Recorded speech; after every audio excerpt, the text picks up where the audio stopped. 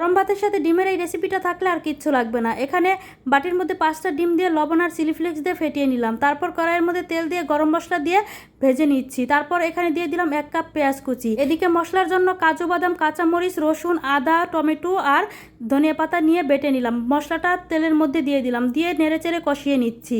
তারপর দিয়ে দিলাম টক দই, মরিচ, ধনিয়া, হলুদ, জিরা আর স্বাদ মতো লবণ দিয়ে ভালো করে কষিয়ে নিলাম। এখানে পানি দিয়ে আরেকটু ভালো করে মশলাটাকে 5-6 মিনিট কষিয়ে নিলাম। কষিয়ে নিয়ে তারপর দিয়ে দিলাম ঝোলটা এদিকে বলক উঠতে উঠতে আর যেই ডিমটা ফেটিয়ে রেখেছিলাম এটা আরেকটা ফ্রাইং প্যানে দিয়ে এখানে লম্বা করে ভেজে নিলাম। এখানে সবগুলো ডিমই আমি একইভাবে ভেজে নেব। আরেকটা ডিম আমি ভেজে নিয়ে আপনাদেরকে দেখিয়ে দিচ্ছি। সবগুলো ডিম আমি একইভাবে ভেজে নিয়েছি। এখন মাঝখান দিয়ে কেটে টুকরো করে নিলাম। এদিকে ঝোলটা বলক উঠে এসেছে, ঝোলের মধ্যে তারপর ডিমগুলো দিয়ে দিলাম। আমার এখন রান্নাটা কমপ্লিট হয়ে গেছে। এখন আমি এটাকে নামিয়ে নেব, নামিয়ে পরিবেশন করে নেব। খেতে সেই মজার।